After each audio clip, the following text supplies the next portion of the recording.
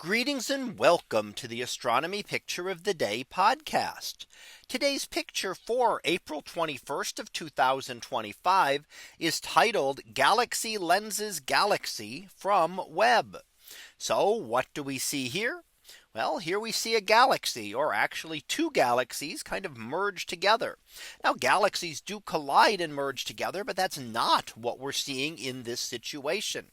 Here we are seeing a galaxy acting as a giant lens. So we have a galaxy in the foreground, and then all of the ring of material around it is actually a more distant galaxy. And this occurs when the two galaxies are lined up exactly. And that means that one galaxy is directly in front of the other, and therefore the light gets lensed or magnified and distorted. So one of the things that Einstein tells us in general relativity is that light can be bent in a gravitational field. And that is because it is traveling through a distorted space caused by the mass of that larger galaxy in the front. And as it does, it follows different paths, and in this case can form a perfect ring. And that is what we call an Einstein ring. And that only occurs if the alignment is essentially perfect. So those two have to be exactly lined up.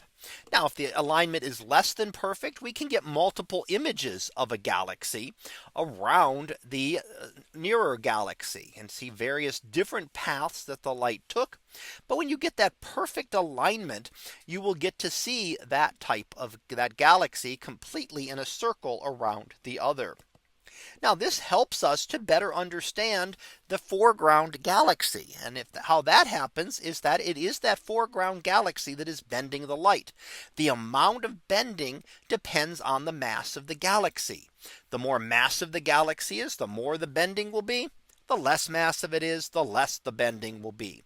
So we can see what the observed bending is, and we can then work backwards to figure out the mass of the galaxy. And what we're finding in these galaxies is that the amount of mass that we see when we look at the galaxy and we make measurements of it, that there is a lot more material that has to be there, that needs to be there in order to explain the gravitational effects that it has on this more distant galaxy. If it was just that visible light galaxy that we see, that would not get near the bending that we find. There can actually be 10, 20 or 30 times the amount of mass that is missing. In fact, that we cannot see. And that is what we call dark matter. So dark matter seems to surround all galaxies, and it constitutes a much larger percentage of the total mass. And we can measure it through things like this, through looking at the galaxy lensing, because that allows us to measure the mass of the galaxy and determine how much matter has to be there to cause the bending that we see. So things like this, imaged by the James Webb Space Telescope, are helping us to better understand the amount of material that must be there in the dark matter, and maybe eventually get a better handle on what that actually is. So that was our picture of the day for April 21st of 2025. It was titled Galaxy Lenses Galaxy from Webb. We'll be back again tomorrow for the next picture, previewed to be Terminator Moon. So we'll see what that is about tomorrow. And until then, have a great day, everyone, and I will see you in class.